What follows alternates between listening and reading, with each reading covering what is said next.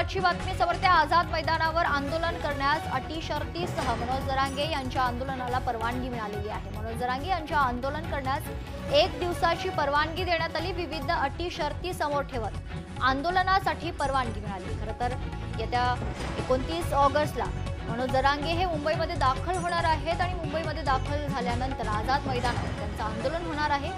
1 दिवसाच्या आंदोलनासाठी खरं तर अटी शर्तींसह मनोज जरांगे यांच्या आंदोलनाला आता परवानगी देण्यात आली आहे। महत्त्वाची बातमी आपण बघतोय, जरांगेंना आझाद मैदानावर आंदोलन करण्यास अटी शर्तीसह परवानगी मिळाली। मनोज जरांगेंना आंदोलन करण्यास 1 दिवसाची परवानगी देण्यात आली। विविध अटी शर्ती समोर ठेवत आंदोलनासाठी मनोज जरांगे यांना परवानगी मिळाली आहे।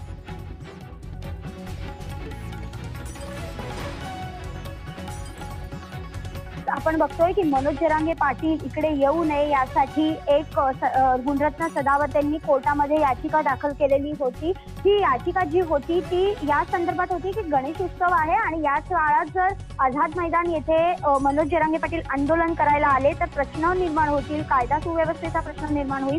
मात्र त्यानंतर हायकोर्टाने देखील मनाई केली होती। मात्र आता जर आपण बघतोय तर मनोज जरांगे पाटील यांना 1 दिवसासाठी परवानगी देण्यात आलेली आहे। आझाद मैदान येथे आंदोलन करण्याची ही परवानगी आहे।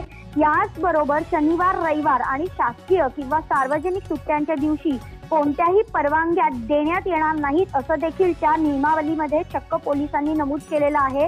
त्यामुळे 1 दिवसांच्या वर त्यांना आंदोलन करता येणार नाहीये।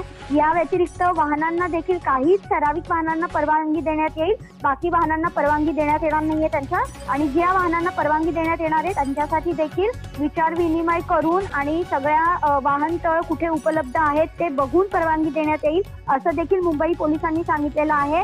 ईस्टर्न फ्रीवेवर रस्त्याने वाडीबंदर जंक्शन पर्यंत ते येतील। त्यापुढे मुख्य आंदोलकांसोबत फक्त 5 वाहने आझाद मैदान येथे जातील आणि इतर सर्व वाहने ही वाडीबंदर येथून पोलिसांनी निर्देशित केलेल्या शिवडी निश्चित भाग्यश्री, धन्यवाद आपण दिलेल्या सविस्तर माहितीसाठी। Subscribe now and press the bell icon. Never miss an update.